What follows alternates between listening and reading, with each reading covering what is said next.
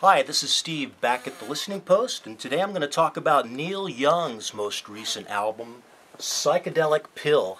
This was released in October 2012, and it features his band Crazy Horse. This is his 35th album altogether. He's been recording for well over 30 years now. He began with Buffalo Springfield back in the 60s, playing folk rock, and then he released a brilliant debut solo album in 1968, which is a real nice slice of 60s pop, a la the Beatles and their producer George Martin. 1969, he teamed up with Crazy Horse for the first time.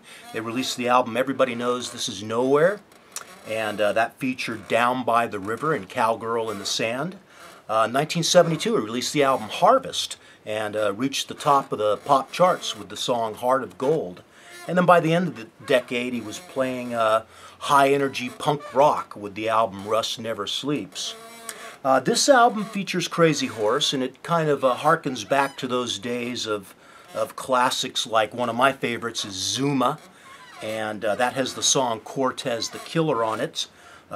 Later on, he released an album called Hawks and Doves, and does a little bit of barn dancing stuff on that. And that also features a song called Like a Hurricane. Both those songs have long extended jams on them, and Psychedelic Pill is full of vintage sounding extended jams. It opens with a 26-minute track called Drifting Back, and that's a really interesting song, and it's different from anything Neil Young's really done before. It sounds, one of my favorite albums by the Grateful Dead is Anthem of the Sun, their second album, and Drifting Back sounds like it could have come off Anthem of the Sun. It's got a very sunny, optimistic feel to it, much like much of the music created by Jerry Garcia. By all accounts, Jerry Garcia was a real happy guy, and that's really reflected in most of his music. Neil Young, on the other hand, most of his music can be very melancholy and at times very angry. So this opening track is quite different in feel from a lot of what he's done. I was just discussing this with Neil Hogan. The structure of the song seems to be primarily just a chorus, repeating drifting back, hey my, drifting back, and then he'll occasionally dip into a bridge that gets more into a dark kind of a minor tone.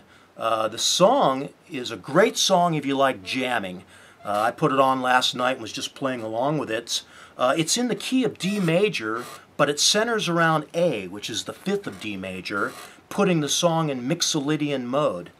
And so it's got that flattened seventh, while at the same time having the major third.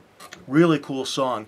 I think the highlight of the album is the third track, Ramada Inn. Once again, a 16-minute song, a real extended jam with Crazy Horse. Sounds like all those classics from the 70s. Then he finishes, it's a two-disc set. He finishes disc one with a song called Born in Ontario that's more country sounding. There's no real unifying theme to this album other than his band Crazy Horse backing him up and the vintage tone of it. Side 2, let's see if I can find the table of contents here. Side 2 contains two songs, Twisted Road and She's Always Dancing, two more great Crazy Horse jams. He does a real quiet, gentle song called For the Love of Man. Then he goes into the hardest rocking song on the album, Walk Like a Giant, which sounds like it might have come off Rust Never Sleeps. This album reached number 10, I believe, on the Billboard charts, and Rolling Stone named Ramada Inn the fifth best song of 2012. Neil Young released two albums with Crazy Horse in 2012. In June, he released a song called Americana, which was just a collection of old folk standards. And then this album, Psychedelic Pill, came out in October. Before that, he hadn't worked with the band. Prior to that, going all the way back to Greenville in 2003. Well, that's all I've got. Just wanted to share this great find with you and encourage you to check it out for yourself. I really like it. Once again, this is Steve at the Listening Post.